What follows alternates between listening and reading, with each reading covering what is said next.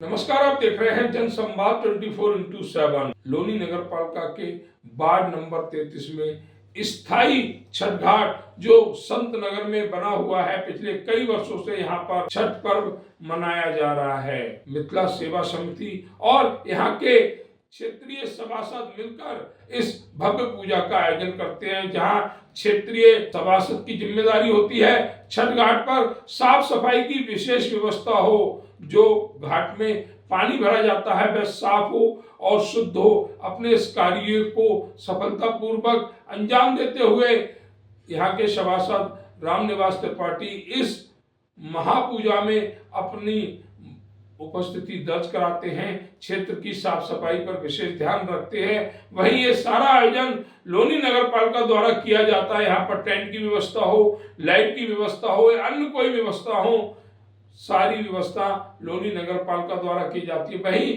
Police प्रशासन की मजबूत व्यवस्था भी यहाँ पर देखने को मिली। और बात करें यहाँ पर दूसरी व्यवस्था देने की, सांस्कृतिक कार्यक्रम करने की, तो वह व्यवस्था मिथिला सेवा समिति द्वारा यहाँ पर छठ पूजा करने वालों को उपस्थित कराई जाती हैं। जिस तरह देखा गया कि सांस्कृतिक कार्यक्रम पूरी रात चला। सुबह लगभग 5 बजे से इस घाट पर छठ व्रतधारियों की भीड़ जुटना शुरू हो गई, जिन्होंने घाट में खड़े होकर भगवान सूर्य देव को, उगते हुए सूर्य को अर्घ्य दिया। देखिए, यहाँ पर आने वाले छठ भक्त और जनप्रतिनिधि, साथ ही मिथिला सेवा समिति के पदाधिकारी क्या कहते हैं इस छठ घाट पर छठ पूजा को लेकर।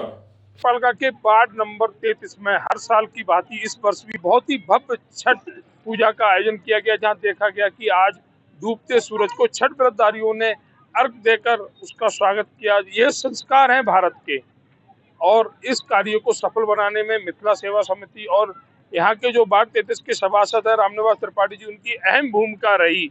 हालांकि कुछ दिन पूर्व दुर्गा विसर्जन पर यह व्यवस्था खराब थी, जिसको लेकर तमाम राजनीति यहाँ पर की गई, लेकिन आज जो अच्छी व्यवस्था है उस व्यवस्था के लिए कहीं ना कहीं धन्यवाद के पात्र हैं रामनिवास त्रिपाठी जी, जिन्होंने इस छठ घाट पर अच्छी व्यवस्था देकर यह दिखा दिया कि अगर आस्था सच्ची हो तो कार्य भी पूर्ण होते हैं। तो सबसे पहले हम मिथिला सेवा समिति के जो यहाँ के अध्यक्ष भी हैं उनसे बात करेंगे। हमारे ठाकुर जी साहब हैं, उनसे बात कर लेंगे। सर, आपका नाम?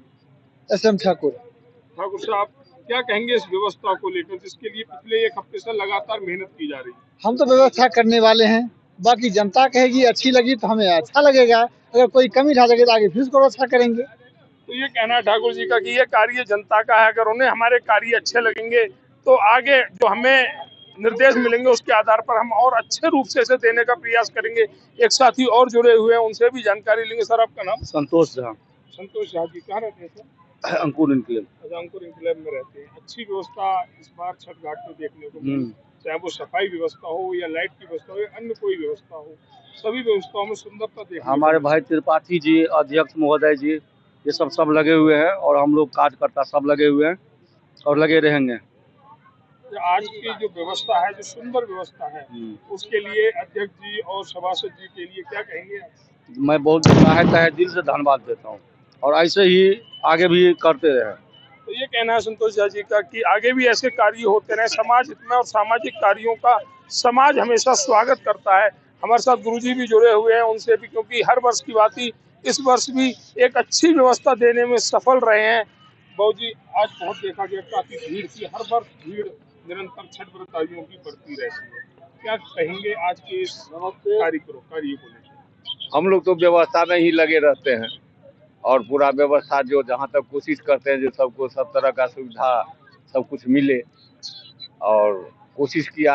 अब कहीं त्रुटि रह गया हो तो जो आम आदमी जो हैं, जो व्रती हैं, वही बता पाएंगे जो हाँ इसमें क्या कमी रही। तो ये कहना है बाबू जी का, अगर कुछ त्रुटियां रह गई हों तो हमें उसकी जानकारी मिले तो अगले वर्ष उन त्रुटियों को भी दूर करने की हर संभव कोशिश की जाएगी। हमारे साथ वार्ड के सभासद भी जुड़े हुए हैं, पिछले 1 हफ्ते से यहाँ पर लगे हुए थे, देखा था हर बार वार्ता होती थी।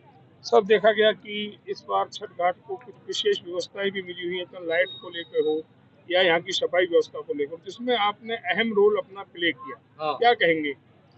इसमें मिथिला सेवा समिति और राधा रमन झा जी उनके मार्गदर्शन में और उनके निर्देशानुसार हम सब लोग, जिसमें हमारा सफाई के कर्मचारी हैं, चाहे पंप वाले हैं, चाहे जेटिंग हैं, अन्य चाहे लाइट की टेंट की व्यवस्था है, मैं सभी एक एक कार्यकर्ताओं का जिन्होंने इसमें मजबूत व्यवस्था में जो सहयोग दिया है, एक एक व्यक्ति का मैं हृदय से धन्यवाद देता हूं, क्योंकि उनकी जो मेहनत है वही व्यवस्था और वही सुंदरता और वही स्वच्छता के रूप में दिखाई देती है।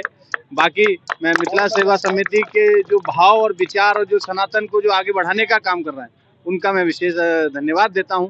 और बाकी मैं किसी भी झंझावातों से दूर होकर, क्योंकि आज का छठ का पर्व है, बाकी तो ये जो नूरा कस्ती का जो DLF वार्ड है, इसमें तो निश्चित रूप से हम कल चर्चा करेंगे।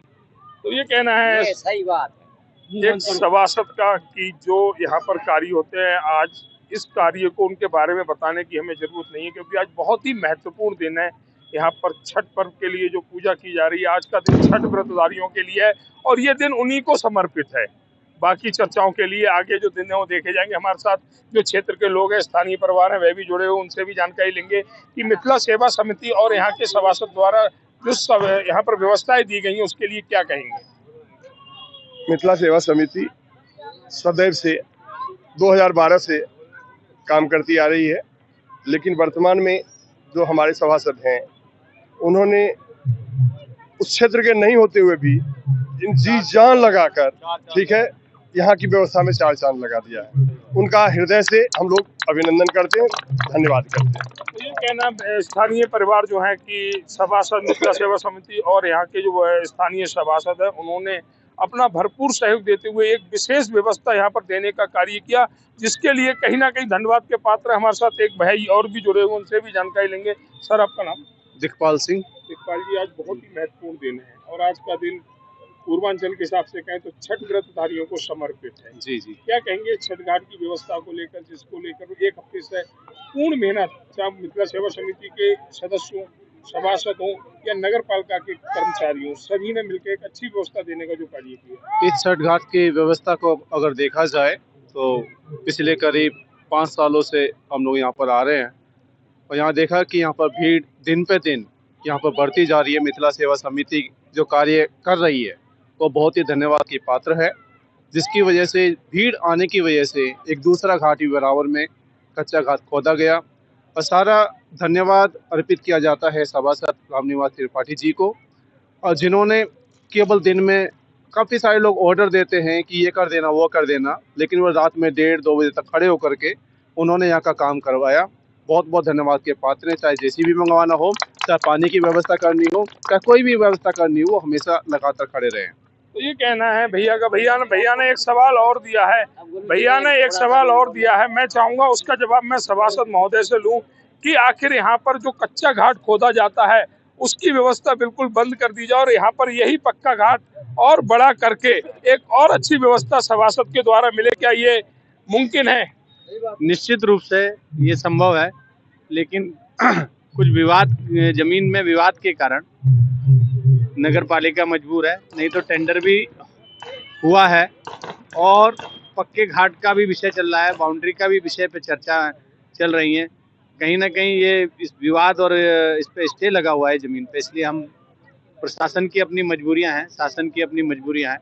दूसरी बात, मैं एक बात कहना चाहूँगा, DLF में कम से कम 6 से 7 घाट हैं और सभी पर अच्छी से अच्छी व्यवस्था, साफ स्वच्छता से लेकर लाइट से लेकर हर प्रकार के वहाँ छठ घाट बनाने से लेकर सभी पर मैंने प्रयास किया है और निश्चित रूप से लोगों को अच्छा लग रहा है। सनातन का ये महापर्व है, सनातन और हमारे मोदी जी चाहे हमारे योगी जी मंदिर मंदिर घूम रहे हैं, सनातन का प्रभाव बढ़ रहा है। मोदी जी ने 100 से अधिक मंदिरों का उस पर एक प्रोग्राम चल रहा है, उन मंदिरों का विस्तार और निर्माण की दिशा, हाँ, उस पर काम चल रहा है। और योगी जी तो आप जाने रहे हैं भगवाधारी हैं, निश्चित रूप से आपको इस छठ घाट पर भी भगवा कलर दिखाई देगा। और मैं ये चाहता हूँ कि इस छठ महापर्व पर हमारे सभी क्षेत्रवासी छठ व्रती और इसमें जितने भी लोग जो यहाँ पधारे, मैं उन सभी का अभिनंदन करता हूँ। उस कड़ी में आपने इस सोशल मीडिया के माध्यम से और जो ये जो यहाँ के विषय को और इन विचारों को जो समाज तक, क्षेत्र तक पहुँचाने का कार्य कर रहे हैं, ऐसे पत्रकार बंधु का भी मैं हृदय से अभिनंदन करता हूँ, स्वागत करता हूँ। बहुत बहुत धन्यवाद। हमारे